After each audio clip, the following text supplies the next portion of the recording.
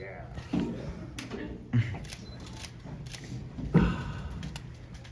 Izzy? Okay. Hi. How are you? Ladies first. We should Thank start you. with Izzy, then hold on for the mic. Sorry. Hi, Izzy. Thank you so much. How are you, first off? I'm great. That's glad to hear. I'm warning you all now, I'm probably gonna start crying at some point, because I'm very emotional right now, but I'm great. I feel you. Well, congratulations on your huge win tonight. Before AEW Revolution, we saw you in 2 pay-per-view matches that were absolutely brutal. Those type of matches take years off of people inside the ring. How many more of those type of matches do you have in you? Hopefully none, honestly. They're hard. It sucks when like Kismet stuff sort of happens, you know, and it points you in a very brutal direction, you know. I think dog collar matches are stupid dangerous. I'm happy I still have all my teeth. I didn't even chip one today. But they're very brutal, and it's hard, I think, for fans to understand exactly how brutal they are. You know, I think most people have been punched in the face once or twice in their life, so they can kind of relate to that. But having like, you know, 12, 20 feet of loggers chain attached to your neck, it sucks, and it's one of those why am I doing this moments. But it's just kind of a love letter to Roddy Piper. I mean, my career, I had a couple of good dog collar matches with some good people, and it just kind of made sense to, you know, to tell that story. Thank you. In the back there, please. Righteous Reg of Pro Wrestling Illustrated and Grab Seat Podcast. Great match. Seems like you were having a lot of fun, even though it was super brutal, which is fun. Everybody got a little fake out with MJF and the Cult of Personality, but you pivoted and brought back the AFI theme. How important was it to kind of pay tribute to yourself with the gear and the theme and everything? I mean, it was pretty important, you know.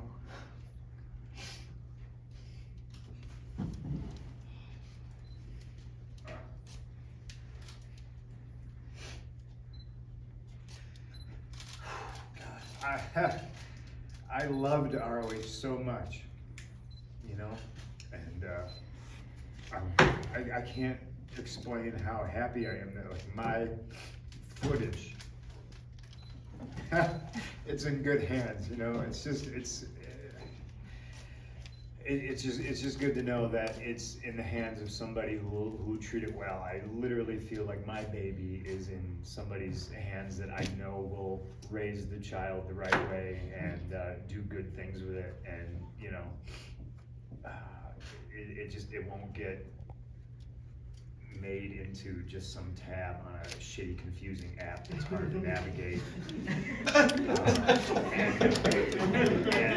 the boys don't get paid anything off it, you know what I mean? So it's just, it was, you know, it's very good. But to kind of pay homage to, you know, myself and stuff like that, listen, I didn't get to do this for 7 years. This didn't exist for 7 years for me. And, you know, obviously the truth is that I love professional wrestling very much. So, you know, to come back and to be able to, for 6 months, you know, it's not just do whatever the fuck you want. It's doing whatever the fuck you want and being cocky enough to know that your way is not the right way. There's never only one right way, but it's fucking good. Yes. And to have somebody that listens to you, and to have somebody that can take an idea and make it even better, and just to have an open dialogue, not just with him, but with other people in the locker room, and it's just, it's great that you don't have to beat your head against the wall and explain, you know, like why your ideas are shitty, and why I don't care who you think you are, that you don't know what you're doing, and it's nice, it's everything's just so great. I don't even know if I answered your question. You did, thank you. In the back, please. Brian Rowe, TSP West Palm. you were away from wrestling for a while. How special is it to have these positive feelings about pro wrestling again? I'm sick of crying. Today's been brutal crying. First time I cried today is when they showed me my ring jacket. They replaced the skull and bones with the silhouette of Larry. Just started crying.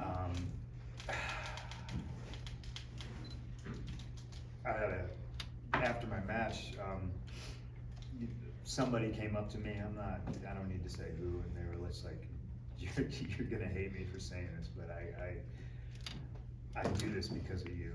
You know, I saw Straight Edge Society, and I was blown away. And I went to WrestleMania to watch you and Rey Mysterio, and I got into wrestling because of you.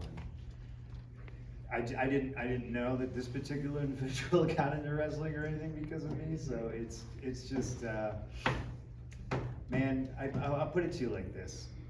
I love Bret Hart, and Bret Hart's career was cut short, and it's a goddamn tragedy because there's people that go over to Saudi Arabia and they get paid millions of dollars, and you know that should have been Bret. You know, and I just feel super fortunate and grateful and appreciative that I got a second chance. You know, I'd give it up in a heartbeat to give it to Bret, but I'm gonna enjoy it.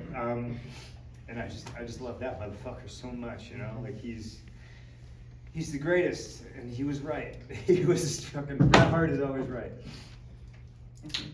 Nick? Punk, you, thank you. Punk, Nick Hausman with Wrestling Inc. You participated in a very emotional Esquire piece the past week or so, and I think it showed a lot of people a different side of you that I don't know that I ever expected you to do that and put that out there like that. How did you get sold on participating in that, and what does it mean to you to have the full story, at least from your perspective, the perspective of many others in your life? Man, I don't know. It's not the full story. All that stuff is really, really hard to talk about. I don't like talking about myself, like, you know, and especially about all that stuff. But again, I think it's pretty important to illustrate that I came out on the other side. You know what I mean?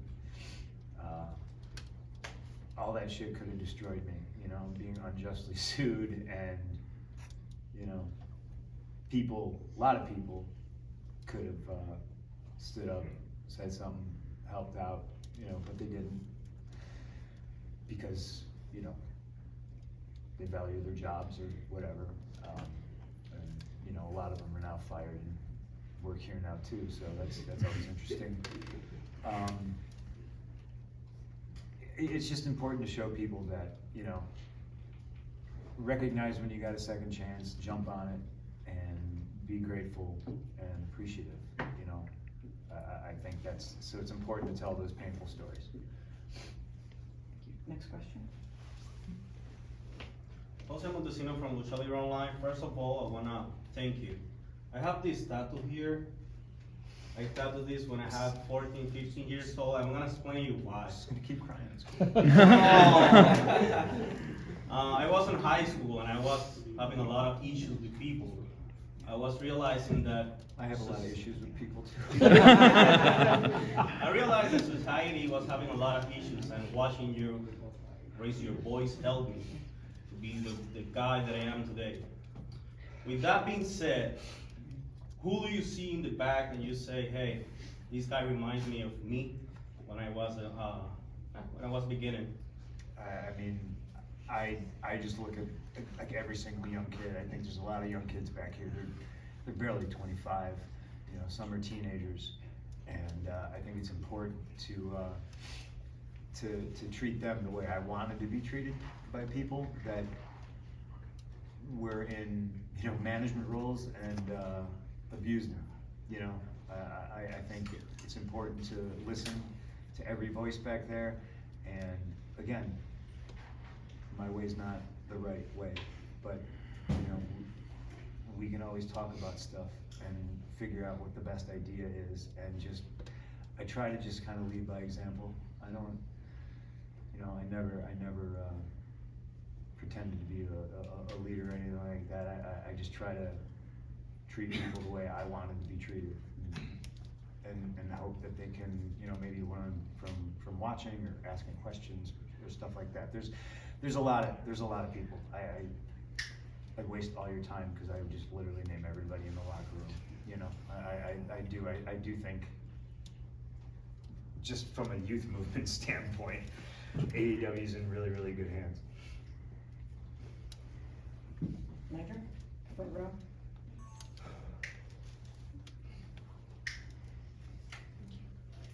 Thank you, Najir, Big O Belt Media. I know you're having a lot of fun in the wrestling ring right now. Any chance we see you back on the big screen in any capacity? Big screen or little screen? Yeah, I'm actually way too busy right now. I don't know how much I can talk about.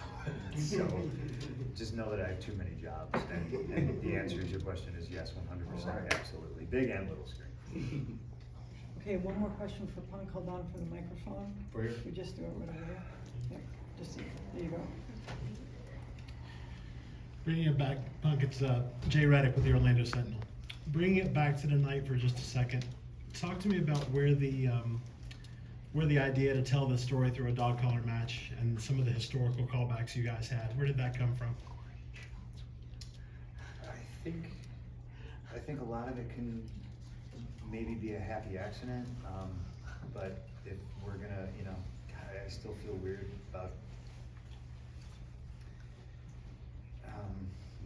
you know, whatever. Obviously, I love Roddy Piper. I don't think it's a secret that MJF loves Roddy Piper. I think it's important to, while telling, you know, stories, I can always go back to the bedrock of professional wrestling. And I think especially now that we live in such a weird time where there's professional wrestling fans, and then there's the weird WWE fans, and that's all they've ever seen. So they actually, it's like they don't know other stuff exists, and they don't know that there's other ways of telling stories and doing things, and you know, so everything is just a love letter to professional wrestling. I think sometimes I can maybe be a little too cute for my own good, but I'm having the time of my life, you know. And I think Roddy Piper is one of the greatest of all time. I think Bret Hart was the greatest of all time. I think, you know, Randy Savage is the greatest of all time. And you know, there's a company out there that likes to spin their own yarns and have revisionist history about who truly is great and who, you know, never existed. And we don't do that here. We don't pretend we live in a bubble. You know, we live in the real world. So, you know, Roddy Piper's my hero, and I wish he was here, because I would really like to see how disappointed he is in me right now.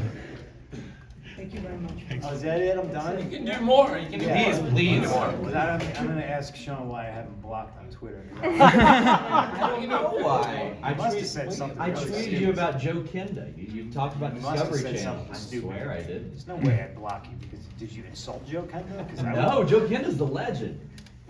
Are we? Am I wrong? I'm not unblocking you. I just go. Okay. Well, I Hold on mean- for the mic. Hold on, guys. Sean.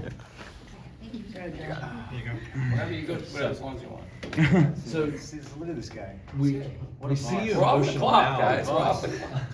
We see you emotional now. How were you when you? I mean, what was your reaction when you found out Tony was buying ROH? Because that had to be a pretty special moment. Like I said, I was relieved, you know, because obviously let's talk facts. It was either Tony was gonna buy it or Vince was gonna buy it, and I don't want Vince to own any of my footage. He owns enough of it. You know, he owns enough of it that I don't get paid off of. People need to understand that when I left, I was asking questions about the network, which had not been launched yet. I was saying, how am I gonna get paid off this? we don't even understand what the pay scale is. I don't know if I get paid off a gate for a pay-per-view, off a buy rate for a pay-per-view. You guys already just throw darts at an imaginary board, and you pay me whatever you want.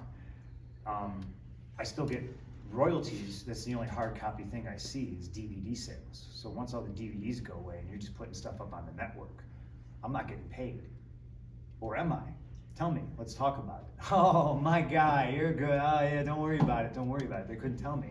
And now I've watched my royalty checks, which I still get, dwindle to nothing because they just put everything on the network. And the boys don't get paid. That's not just me, that's everybody. That's criminal.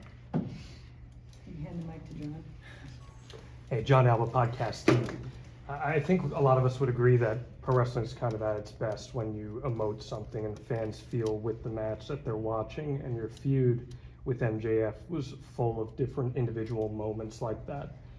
When you look back on this, how proud of the story that you told are you, and what was your experience like working with Max? I'm super proud of it. I do not say this lightly. I could be done again, you know?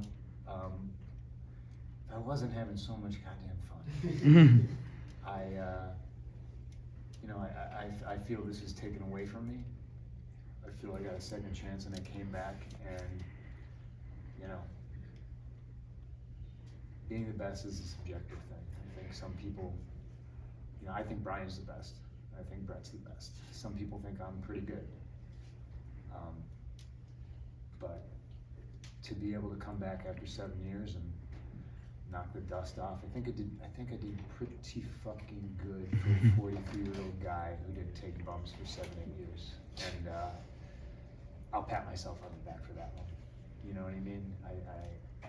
I'm still not as old as damn, what's his name?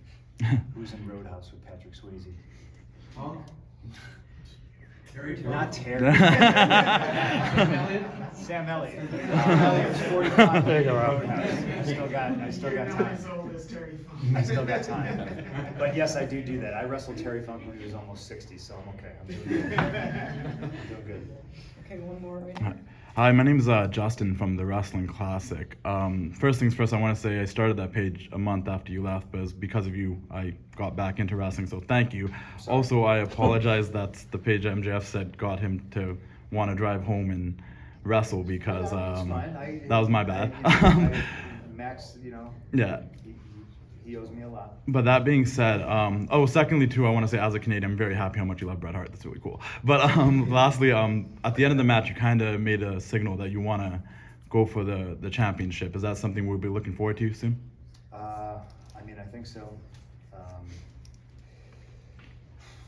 mean, there's people that want to wrestle here, you know, just for wrestling's sake. Yeah. But after a while, you know, you gotta. I don't know if I have I don't know how much time I have. I don't know how many matches I have left. So if I'm not working my way towards a title shot, if I'm not trying to be where Hangman is, I don't know what I'm doing. So I do think that is something that might happen.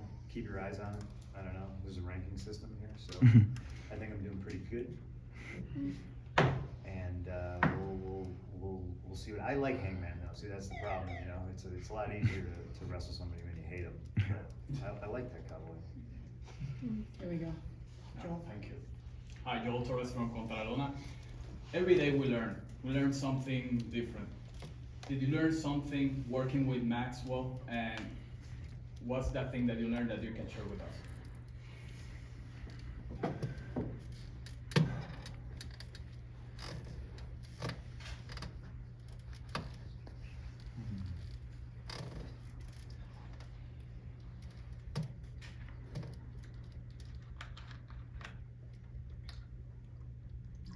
I learned that there's hope because there's kids just like me who love the business for all the right reasons,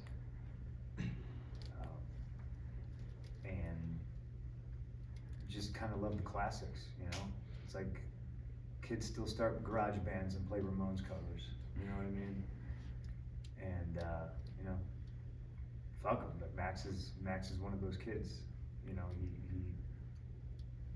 it's weird, right? Because he's a kid who grew up and he was a WWF fan, but he's kind of a savant because he went back and like he watches like some of the most obscure stuff, and he loves all kinds of wrestling except for maybe New Japan. I think he hates New Japan.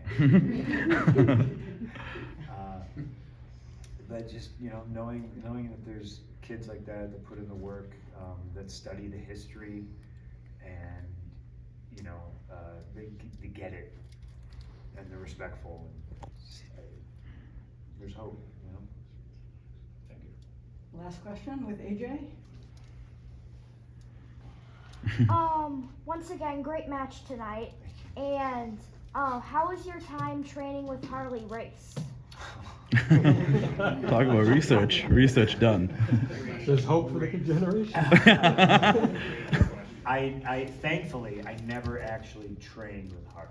He would just book me on his shows, and he would throw up in my car, and I would ride on his boat, and the most horrible thing that would happen is he would just drive the boat, and every time he said beer, I had to hand him a beer, and I was always like, maybe you shouldn't be driving the boat. But just being in his house, it's weird, right? Do you ever get hit with a stun gun? No? I don't recommend it. You shut your whole body off. I thought I pissed myself, but he hit me in the butt with it. It's not fun. But that's kind of cool, right? You know, because Harley Race liked me enough to zap me with a stun gun. You know, I think that's pretty neat. But I did learn a lot from him. He refereed a bunch of my matches. There was one particular match, I think every time I got taken over in a headlock takeover, he would bend down and he would check on me. He'd be like, "What do you say?" And he would stick both his fingers up my nostrils, and it was awful because he had gigantic hands. And he would just jam his middle finger and his pointer finger like in my nose, and it sucked. But I, you know, just being around him, I learned a ton from him. He was a pretty hard trainer, so thankfully I never had to roll around and take bumps. But just being on his shows, he was the man. This is peeling back the curtain. I'm not supposed to say words like this, but he's the guy who taught me how to make a blade, and I think he would be pretty goddamn proud of me.